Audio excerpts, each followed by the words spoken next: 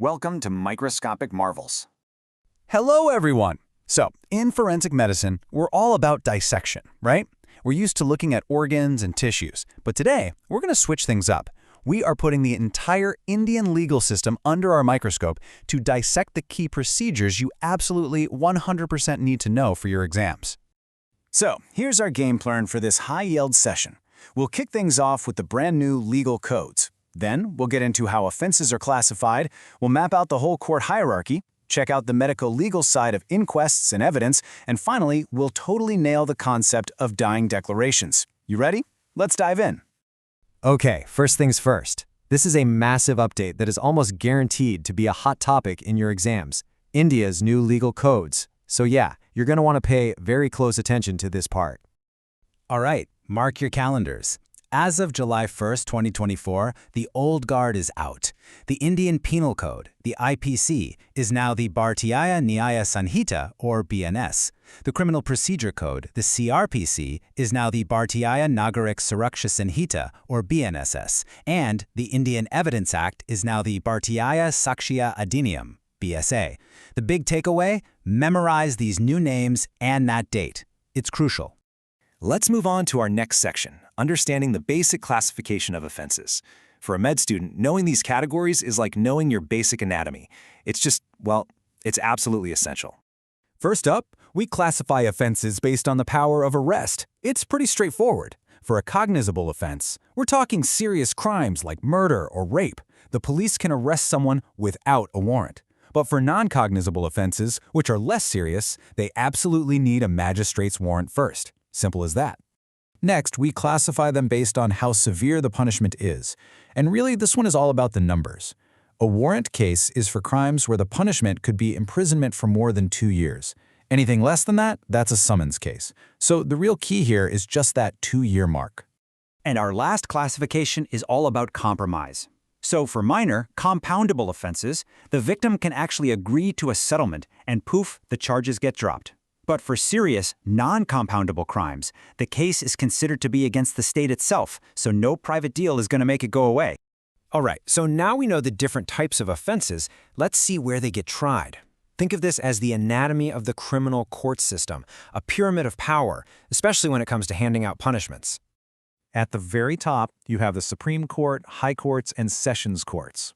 They have the power to give any punishment the law allows, and that includes the death penalty. Now, here's a super important point. Any death sentence given by a Sessions Court must be confirmed by the High Court. As we go down the pyramid, the powers get smaller. An Assistant Sessions Court can give up to 10 years, a Chief Judicial Magistrate up to 7. A First-Class Magistrate can do 3 years and a fine. And at the bottom, a Second-Class Magistrate can give up to 1 year and a fine.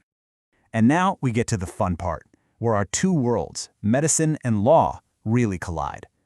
Let's talk about inquests and exactly how a medical professional like you will present evidence in a court of law. Okay, so an inquest is basically an official inquiry into an unnatural death. A police inquest is the most common type you'll see, but the magistrate inquest, that one's the most powerful. And for your exams, you have to remember this mnemonic. It's a lifesaver. A magistrate inquest is mandatory for the 3 Ds: death in custody, dowry death, and digging up a body, which is also called exhumation. Got it? Don't forget the 3 Ds. So picture this, you're called to testify. How's it all going to go down? Well, it's a 3-step dance. First is the examination in chief. This is where your own side's lawyer asks you open-ended questions to just get the facts out there. Then, buckle up for cross-examination. The opposing lawyer gets to grill you with leading questions to test your story. And finally, your lawyer gets another chance with a redirect examination to clear up anything that got muddled during the cross. But what if a witness suddenly changes their story on the stand? Well, in that situation, they can be declared a hostile witness. And this is a really important idea. The rules of the game completely flip. Their own lawyer is now allowed to hit them with leading cross-examination style questions. You should definitely make a note of this one. It's a super common Viva question. Okay, and that brings us to our grand finale, and maybe the most critical topic in all of forensic medicine, the dying declaration. This right here is the ultimate high-yield comparison that you've just got to know by heart. This table just lays it all out perfectly. Look, a dying declaration, it doesn't need an oath, and there's no cross-examination. Literally anyone can record it, though a magistrate is always better. Now, a dying deposition is the opposite. It needs an oath, there is a cross-examination, and only a magistrate can record it with the accused person right there. But here is the most vital piece of information. A dying deposition, even though it's legally stronger, is not practiced in India. In India, we only use dying declarations, period.